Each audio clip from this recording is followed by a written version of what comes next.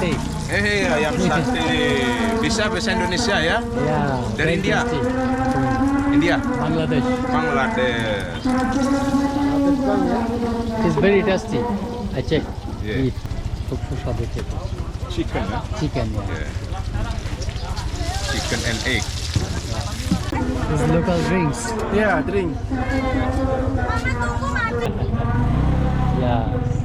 খুব সুন্দর colourful. Yes. Colourful.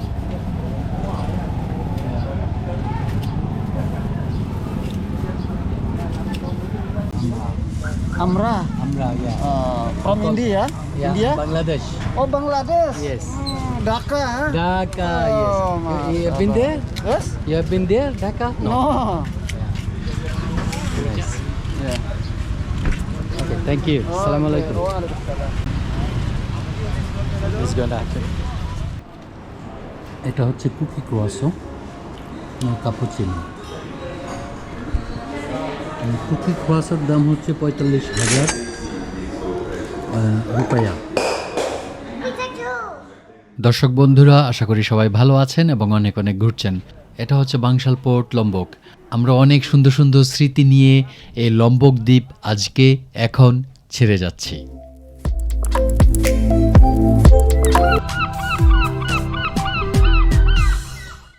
আমরা আছি লম্বকের বাংশাল পোর্টে। ওখান থেকে আমরা যাব পাডাংবাই বালি পোর্টে। ওখান থেকে আমরা যাব আমেদে। ওখানে আমরা একদিন থাকবো। খুবই সুন্দর একটা জায়গা এক্সপ্লোর করব আমেদে। তারপরে আমরা ওখান থেকে যাব ওবুদে। ওবুদ শহর বালির অন্যতম ট্র্যাডিশনাল শহরের একটি। প্রাকৃতিক সৌন্দর্য এবং বিভিন্ন ধরনের হ্যান্ডিক্রাফটের জন্য বিখ্যাত বালির এই শহরটি। আশা করি আপনারা সবাই বরাবরের মতো আমাদের সঙ্গে থাকবেন শেষ পর্যন্ত এবং লাইক, কমেন্ট এবং শেয়ার দিয়ে আমাদেরকে উৎসাহিত করবেন। অবশ্যই চ্যানেলটি এখনও যারা সাবস্ক্রাইব করেননি, আশা করি আপনারা সাবস্ক্রাইব করে নেবেন। তাহলে চলুন আর কথা না বাড়িয়ে ভিডিওটি শুরু করা যাক। ওয়েলকাম টু পাডাংবাই বালি।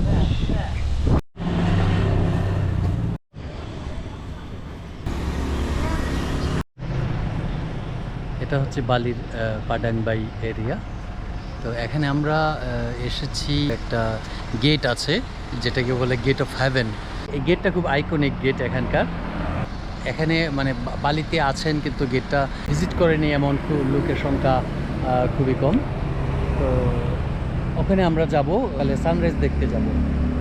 তো ব্যাপার হচ্ছে যে এখানে যারা আসবেন প্যাডাংবাই পোর্ট থেকে যারা নামবেন, একটু সাবধান থাকবেন যে পোর্ট থেকে নামার পরে সাইদাবাদ, গাবতলি, হাবিজাবির মতো দেখবেন যে লোকজন চলে আসছে, আপনাকে ট্যাক্সি অফার করবে, গাড়ি অফার করবে, সব 3 গুণ 4 গুণ দামে। হ্যাঁ, এখানে অ্যাপ্লিকেশন চলে, গ্র্যাব, গোজ্যাক এগুলি চলে, কিন্তু এরা ভয়ে ওই পোর্টে যায় না। এরা একটু দূরে দূরে থাকে। তো আপনি পোর্ট থেকে বেরিয়ে একটু 10-15 মিনিট হেঁটে একটা নিরাপদ জায়গায় আসবেন, একটা হোটেলের সামনে কিংবা একটা রেস্টুরেন্টের সামনে। তারপরে আপনি নিজের মতো করে অ্যাপ্লিকেশান থেকে গাড়ি কল করতে পারেন, কার কল করতে পারেন। হ্যালো মামা।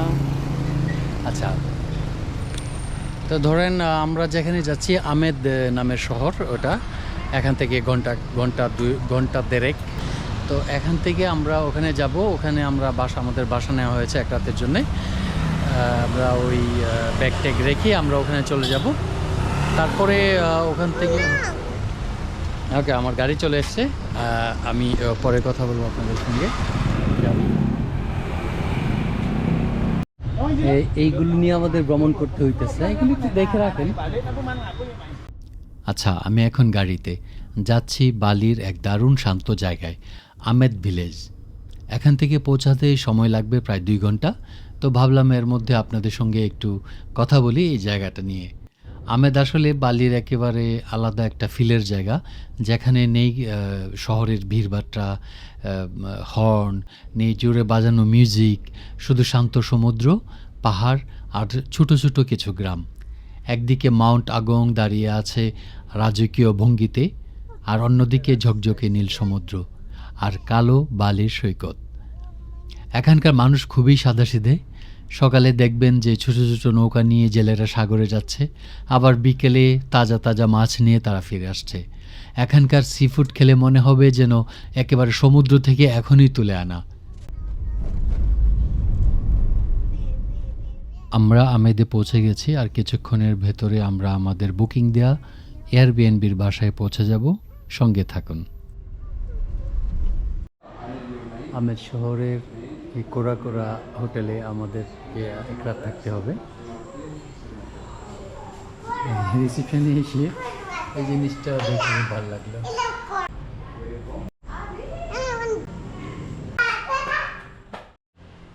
আমরা এয়ারবিএনবির বাসায় আমাদের লাগেজ এগুলি রেখে একটু ফ্রেশ হয়ে এই রেস্টুরেন্টে চলে এসেছি, কারণ অনেক ক্ষুধার্ত।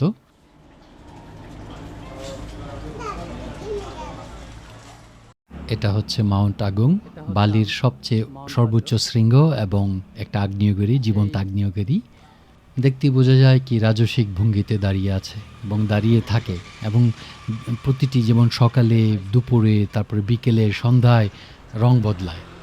তো এটা হচ্ছে মানে সূর্য অস্ত যাবে ওই পাশে, এই কারণে এটা অন্ধকার লাগছে, কিন্তু ওই পাশে থাকতে পারলে ভালো উজ্জ্বলতা তার দেখা যেত।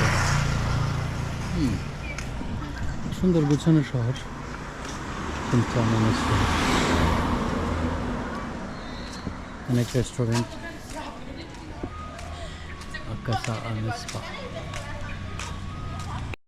আমি ইন্দোনেশিয়াতে দেখলাম যে জায়গা ফাঁক ফুকর থাকলে কলা গাছ, নয়তো ধান ক্ষেত, এভাবে চলছে।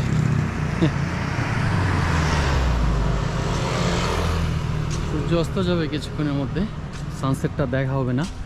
খাবারের অপেক্ষায় ছিলাম, তো লেট হচ্ছে, ওরা সবসময় লেটই করে, আধা ঘন্টা 45 মিনিট। আপনারা যারা মনে করেন যে রেস্টুরেন্টে আসবেন খেতে, এইসব এই ইন্দোনেশিয়ার আনাচে কানাচে যেখানেই আপনি যখনই কমান্ড করবেন, এরপরে আধা ঘন্টা মিনিমাম, 45 মিনিট ক্ষেত্রে 50-1 ঘন্টাও লেগে যায় এদের খাবার আনতে, এই খাবার সার্ভ করতে।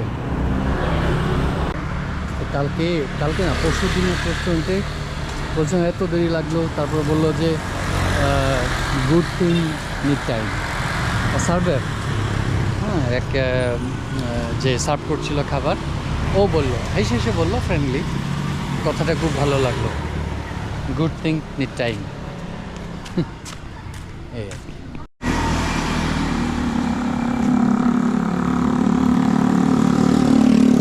আছে এরকম, কিন্তু আমরা যেটাই গিয়েছি এই রেস্টুরেন্টটাতে মানে রিভিউ খুব ভালো, গুগল রিভিউ, এই কারণে এখানে আসা। ইন্দোনেশিয়াতে থাই।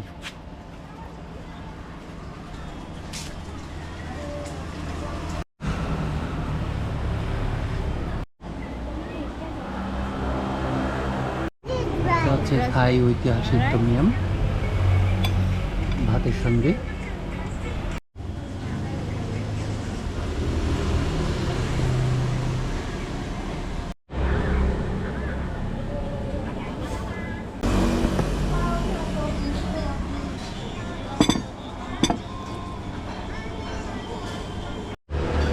অনেকদিন পরে একটা ভালো জিনিস খাইলাম, কয়েক কিছু পাগলের মতো পেয়েছি, দেখছেন, পাগলের মতো সব শেষ। কাঁচামরিচের দরকার ছিল, বললাম যে কাঁচামরিচ কাইটটা নিয়ে আসছে আমার জন্য, আর কি যেন একটা সস দিছিল, বললো যে আমাদের স্পেশাল সসটা আমার লাগে নাই। আমরা এই রেস্টুরেন্টের পেছনে একটা সৈকতে আছি, এটার নাম হচ্ছে জেমিলুক বে। জেলেই মাত্র মাছ নিয়ে এসেছেন, দেরি করে ফেলেছেন, অনেকগুলো মাছ। আমেদ সিটিতে আমাদের, আমি বাইরেটা দেখাচ্ছি, অবস্থা, বেলকন খুব সুন্দর ছিল। আজকে ছেড়ে দিতে হচ্ছে, আমরা উবুদ যাব, উবুদ।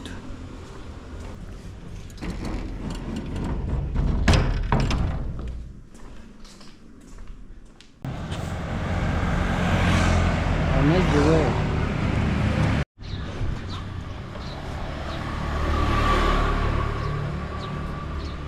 Say hi. এবং এটা হচ্ছে মাছের দোকান।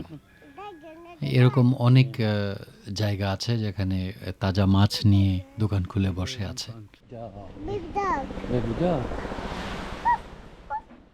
আমরা এসেছি জেমুলুক বিচে। আমরা গত রাত্রেও এখানে এসেছিলাম, কিন্তু অন্ধকারের জন্য কিছুই দেখা যায়নি। কাজেই আজকে ভাবলাম যে যাবার আগে, উবুদ যাওয়ার আগে জায়গাটা একটু ভালোভাবে দেখে নিই।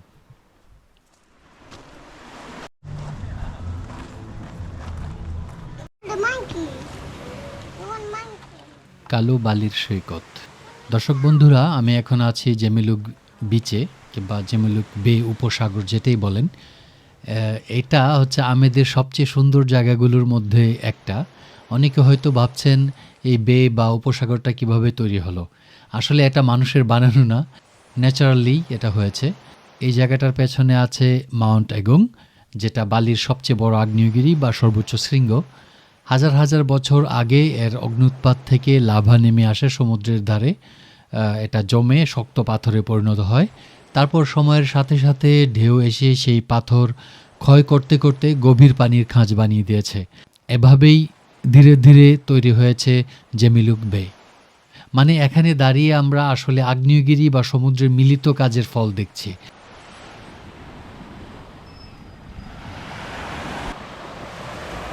বালির আমেদ শহর থেকে সবাইকে স্বাগতম এবং শুভ সকাল।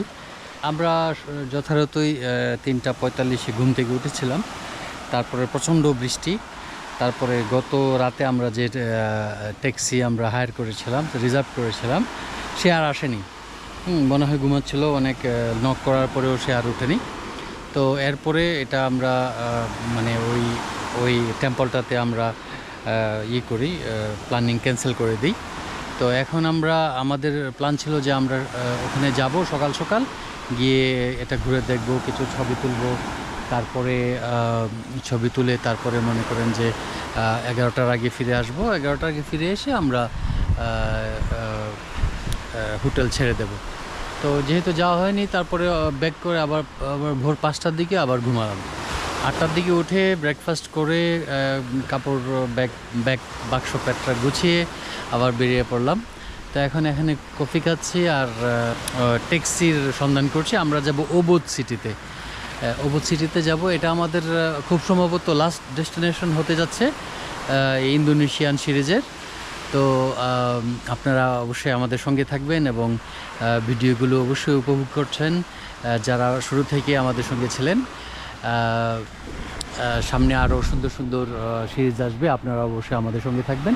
এবং চ্যানেলটি এখন পর্যন্ত যারা সাবস্ক্রাইব করেননি, ইচ্ছা করলে সাবস্ক্রাইব করতে পারেন এবং আমাদেরকে উৎসাহ দিতে পারেন। একটা সাবস্ক্রাইব অনেক বড় একটা উৎসাহ আমার জন্যে।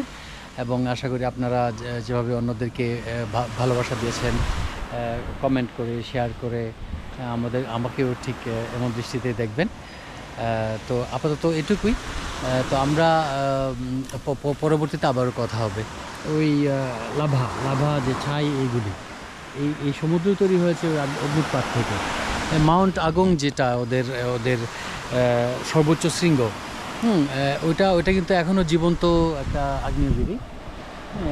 এখনও এখান থেকে ওই ব্রহ্মর মতো মাউন্ট ইডেনের মতো ধোঁয়া বেরোচ্ছে অনবরত।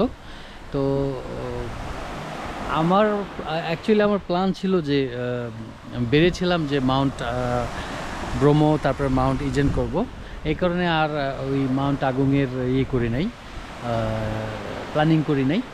তো হয়তো বা ভবিষ্যতে একটা প্ল্যান করে হঠাৎ করে আবার বেরিয়ে পড়া হবে। তো এরপর আমি চেষ্টা করব আপনাদের জন্য, যদি আপনারা আমাকে অন্যদের মতো ভালোবাসা দেন। হ্যাঁ, তো আবার কথা হবে। ভ্রমণে পরিকল্পনা মাফিকই সব কিছু হবে তেমনটা না। আজকে আমার আসলে একটা বড় শিক্ষা হয়েছে যে সবসময় আপনার পরিকল্পনা মতো আপনি কিছু করতে পারবেন না। আপনার পরিকল্পনায় একটা সমস্যা হওয়া খুবই স্বাভাবিক ঘটনা।